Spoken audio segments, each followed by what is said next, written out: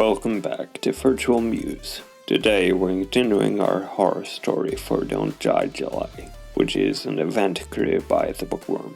It involves using our horror subgenre bingo card to do something creative with. We're also using the TTRPG system Embark, and Resident Evil 2 was our initial random inspiration. I'll add a link in the show notes to the Bookworm channel so you can see where the original concept came from.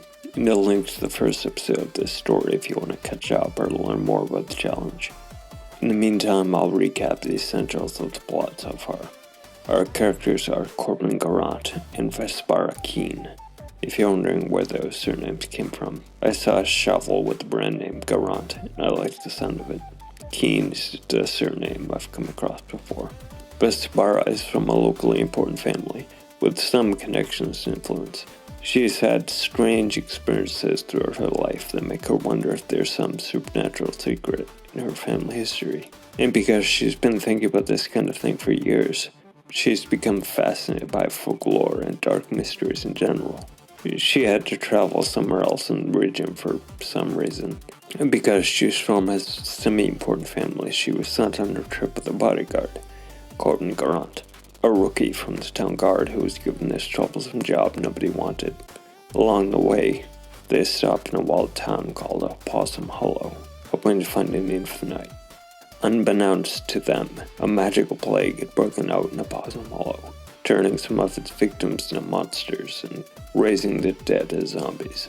Corbin and Vespara had no idea they were getting into this. They were just looking for somewhere to rest for the night and get dry because it was starting to rain.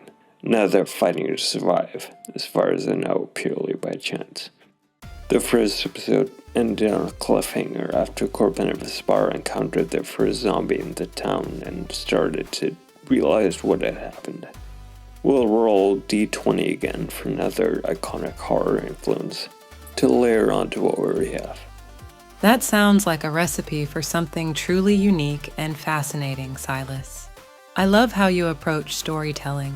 Let's roll that die and see which classic horror influence gets added to the mix. 8.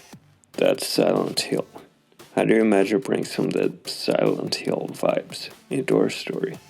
Well, to riff on the atmosphere of Silent Hill, we could introduce some sort of supernatural fog that creeps into the inn.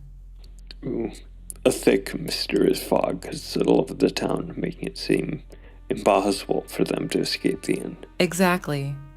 The fog would trap them in this airy bubble, heightening the sense of claustrophobia and hopelessness.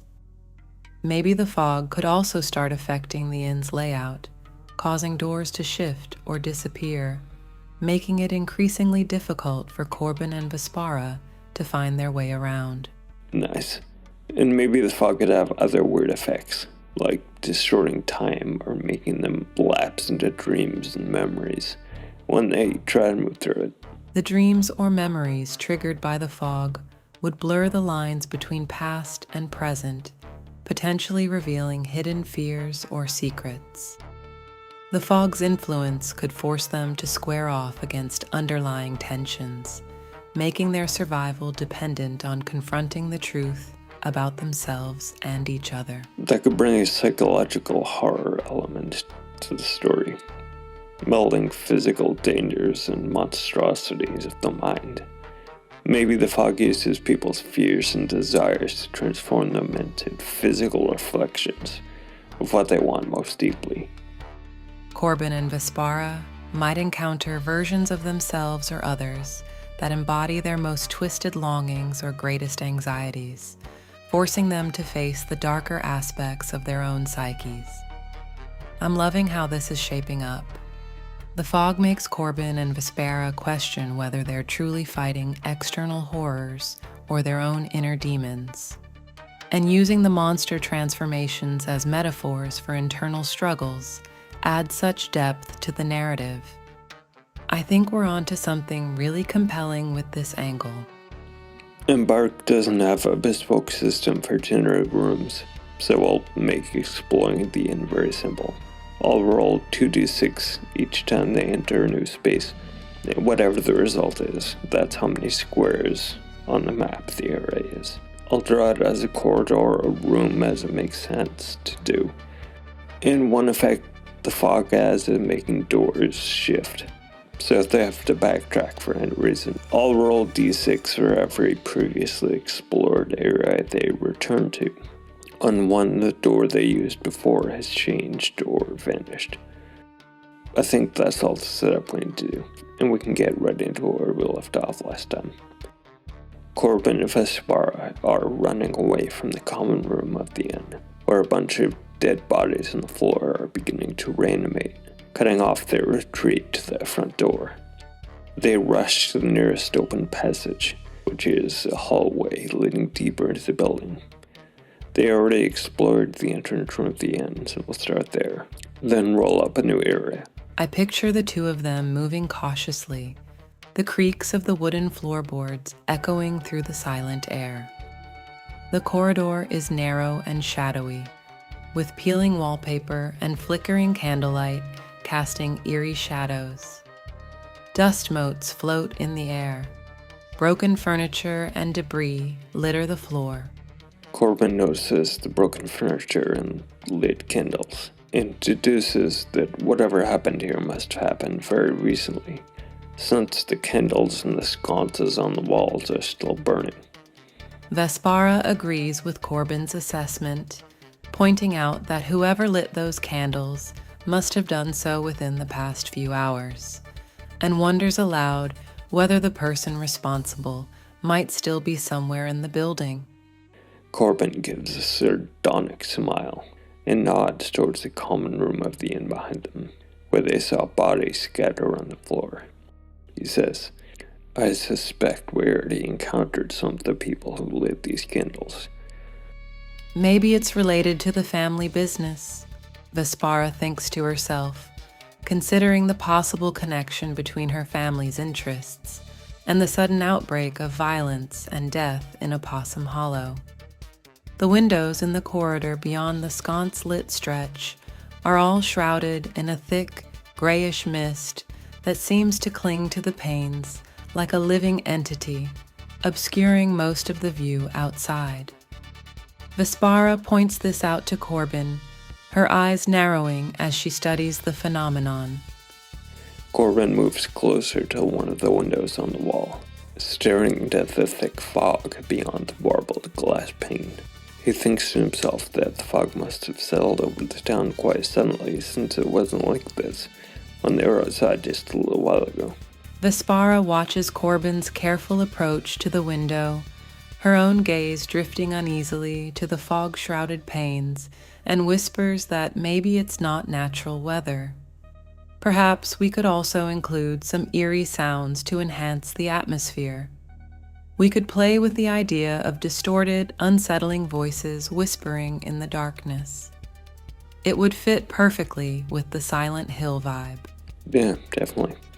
Maybe the sound of voices could emerge from the patches of fog, drawing our character closer to here. How about the plot of Silent Hill itself? Maybe we could get some inspiration from that as well, in addition to the atmosphere of it. The plot of Silent Hill is full of psychological twists and symbolism. We could explore themes of trauma, guilt, and redemption. Maybe tie those to the backstory of our characters.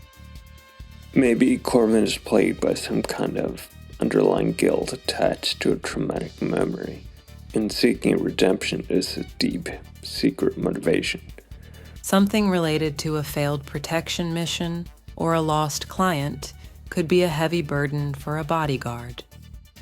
Maybe someone he cared about deeply was hurt or killed under his watch, leaving him with a crushing sense of responsibility and regret. That's good. What about Vespara? What's the hidden darkness she has? I think she may have a ruthless streak, a willingness to do whatever it takes to maintain her family's power and legacy, even if it means sacrificing others or her own morals. Ooh, that's good.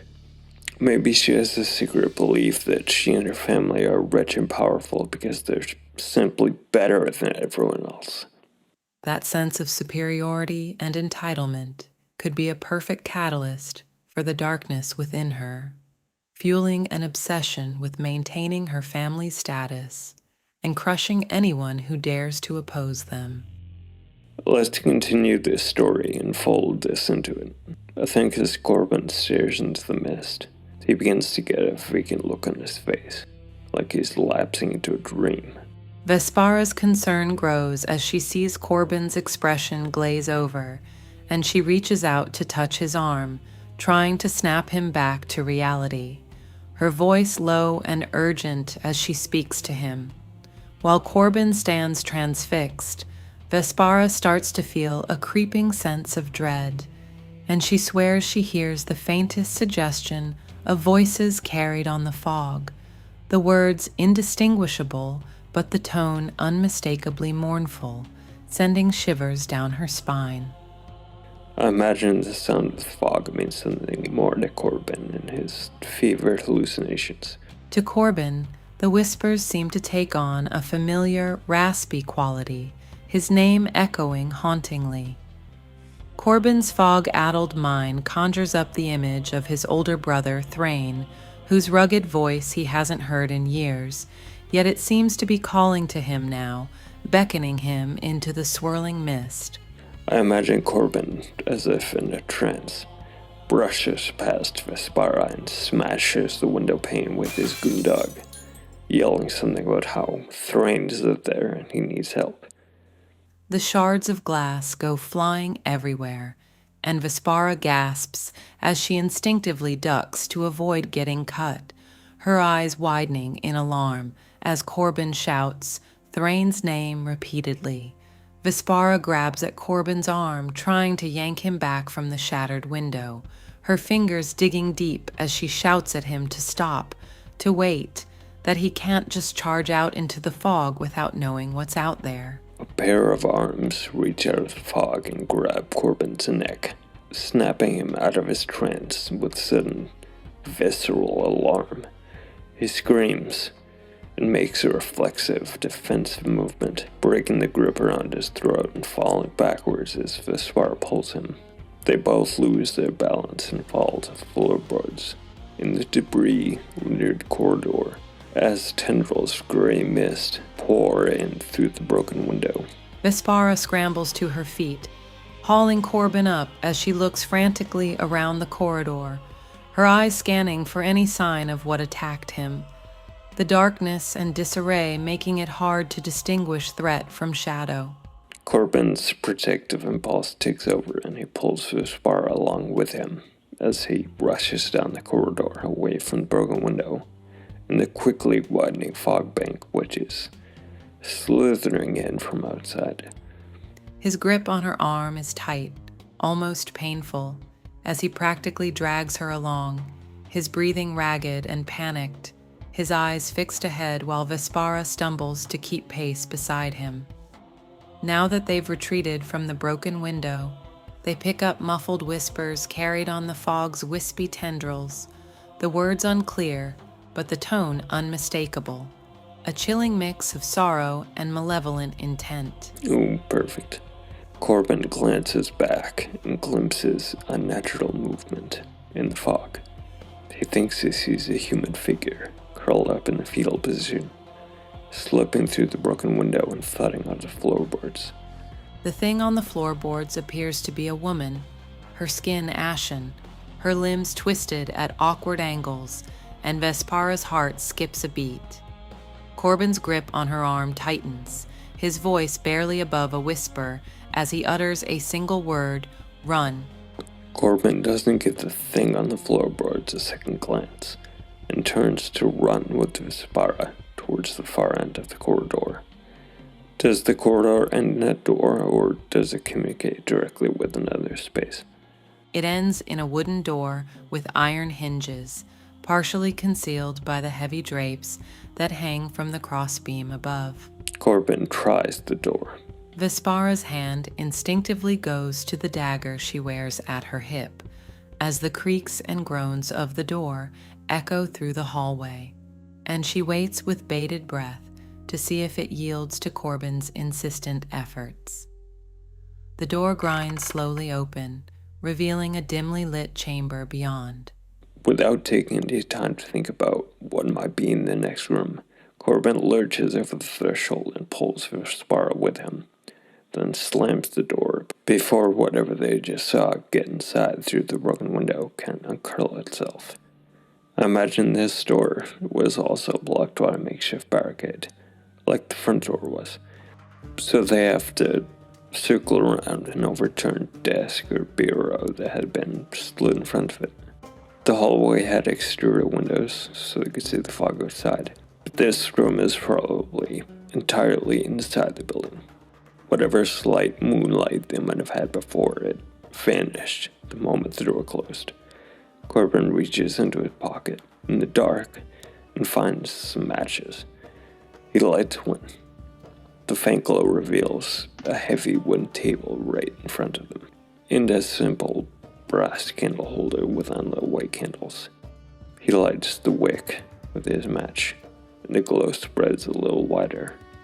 As the candle's flame casts flickering shadows, they see that they're in some sort of study or library. Bookshelves line the walls, though many of the books lie scattered on the floor, their covers torn or missing. A large, ornate mirror hangs on one wall, its surface cloudy with age. In the corner, a comfortable-looking armchair sits askew. Is this a library meant for guests of the inn, or was it some kind of office where prosaic records and business ledgers were kept? I'd say it's more likely to be a private office, perhaps belonging to the innkeeper or manager. All those torn books suggest a frantic search, and the messy chair implies someone might still be here. Vespara thinks checking the books could be worth a few minutes of their time. Maybe there's a clue or hint hidden amongst the remaining pages that could give them an idea what they're dealing with. Corbin is reluctant to remain here, but he can't change Vespara's mind, and eventually grabs the candle holder off the table and helps her rummage through the scattered books. Vespara hands Corbin a torn and worn leather-bound tome, suggesting he examine it closely, as its title, Arcana Imperialis, seems somewhat out of place among the other volumes. That's definitely not a business ledger. Was this book damaged like the others? No, surprisingly, Arcana Imperialis appears intact, with no signs of forced opening or page removal, almost as if it was deliberately left untouched. I think Corbin hastily stashes the book in his pack and says that they can't take the time to read it here. They have to keep moving and find a safe place to stop for a while, and then they can study the text more closely. Vespara nods in agreement, though her eyes linger on the book as Corbin packs it away, her expression thoughtful. Is the book in a language they know already, or will it require translation? As Corbin flips through the pages, he notices that the text is actually in a code, requiring deciphering rather than translation. Interesting. So apparently whoever wrote it wanted to keep the information it contains safe from casual readers. Probably, or maybe they just liked puzzles. Either way, I think Vespara's intrigued. Codes and ciphers are exactly the kind of thing she'd enjoy figuring out. I think Corbin now raises his gaze from the books scattered on the floorboards and starts looking for ways out of this room. Are there doorways other than the one they used to come in?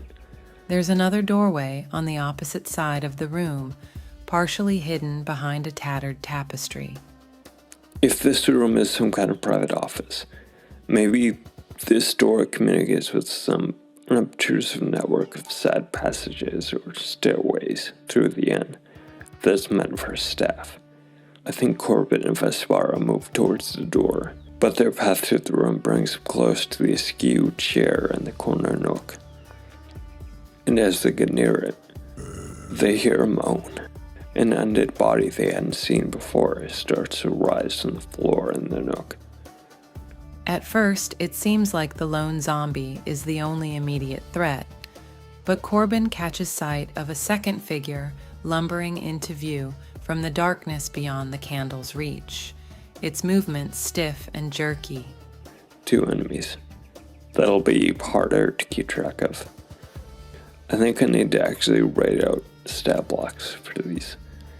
Abby, can you make sure we don't have dead air while I work on that? Yeah. Don't worry. I've been developing my improv skills for just such an occasion.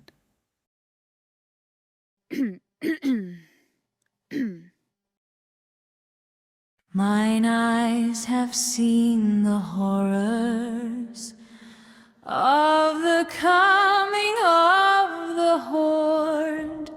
They're trampling down the garden where Aunt Ethel planted gourds. They're eating Grandpa Calvin as he runs for his own sword. The nightmare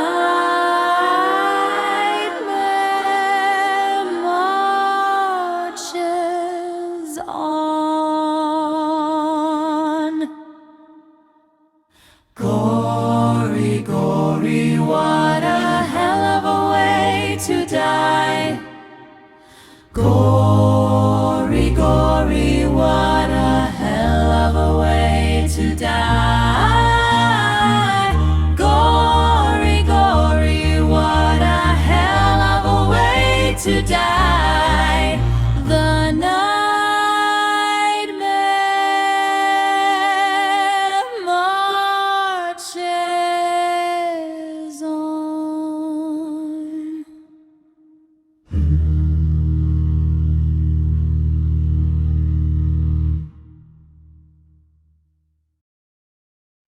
Combat is played out in rounds, and the first thing to do is roll d12 to determine if the player characters or the opponents act first.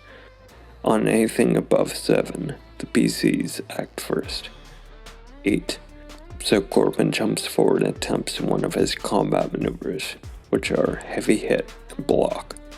Block means when an ally near him takes damage, he can opt to take the damage instead. I think that makes sense for Bodyguard. But that doesn't apply here, and he uses heavy hit, which means he ignores his opponent's armor value. He deals 7 damage to the nearest zombie, ignoring its AV of 1, and takes it down at a single blow. Characters get 2 actions per combat round, and everyone is in close range with no need for anyone to move, so I'll attack again with another heavy hit. Oof. 1 damage to the other zombie. He smashes the nearest zombie's head with his Guten Dog, then spins around to strike the other, but his attack is slightly off target and glances away. Now Vespara steps forward. Vespara's eyes flash with determination as she summons a burst of holy energy, choosing to cast a blessing on Corbin. I picture the air around Vespara, softly glowing with a warm golden light, as she grasps the holy symbol on her necklace and channels the divine energy, her eyes closed in concentration. She reaches out and lays her other hand on Corbin's shoulder, and it seems to radiate a gentle heat, filling him with a surge of confidence and vitality. As a first level invoker, Vespara gets 3 spell dice, d6s, to use, making each spell use a tactical decision. The player character has to balance the intensity of the spell with how much power to keep in reserve for possible future spells. The spell dice are restored with the rest. She dedicates 2 spell dice to the blessing, leaving 1 die intact for potential future casting.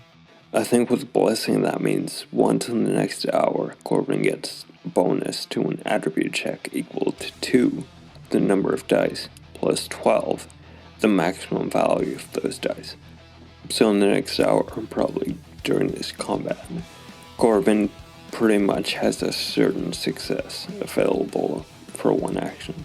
With her remaining action, I think Vespara focuses her attention on the zombie that Corbin's attack just glanced past, trying to catch it off guard with a swift and decisive strike from her sword. Her attack is 5 on d6, which is reduced to 4 by the zombie's AV. Now the zombie attacks her in response. Its attack die is d6. It rolls 4. Vespara has medium armor with an AV of 2, so the attack would do 2 damage. Corbin leaps in front and takes the hit, suffering 2 damage in her place. Actually, his AV is 3, so I don't know if the block ability means he takes the damage as she would have taken it, or his AV applies. I think it makes sense that it would apply here because he's physically jumping in front of her to take the attack instead, so he sustains 1 damage. And now Corbin tries to time a jab of his Gundog with the zombie taking a step, getting the shaft of the weapon right between its knees and levering it over. His current dexterity is 15, thanks to Vespara's blessing, so it isn't actually possible for him to fail at this. He levers the zombie to the ground. It thuds to floorboards, groaning and clawing up at them wildly. With the zombie momentarily stunned, Vespara seizes the opportunity to drive her sword into the creature's skull. She rolls 6 on d8, which comes in at 5 damage. The zombie is still barely moving. She tries to finish it off with a second strike. 3, 2 damage. It stops moving, and she straightens up over the bloody mess on the floorboards, breathing hard. Now both the zombies are down, and they're free to continue towards the door, which I think they'll do, without delay, because Corbin was already afraid that they had been in here for too long, even before making all that noise. They step over to the door and it creaks open, revealing only 2 squares. That's an awfully small area. Let's say this is the landing of a stairwell. Do the stairs go up or down? I visualize the stairs spiraling downward, descending into darkness, the air thick with the scent of damp earth and decay. It must lead to some kind of wine cellar, or maybe a cellar where coal is stored, or something similar to that. That's a good guess, but I'm thinking it might be something more sinister. Either way, this makes for a perfect cliffhanger, as the two stand on the precipice of the steps, staring down into the darkness beyond the reach of the candlelight. I love it. The suspense is killing me. I'm dying to know what's lurking below. Remember to subscribe and click the bell icon if you want to be notified about episode 3. See you, Space Cowboy. Mine eyes have seen the horrors of the coming of the horde. They're trampling down the garden where Aunt Ethel planted gourds. They're eating Grandpa Calvin as he runs for his old sword. The nightmare marches on. Gory, gory, what a hell of a way to die. Gory, gory, what a hell of a way to die. Gory, gory, what a hell of a way to die. The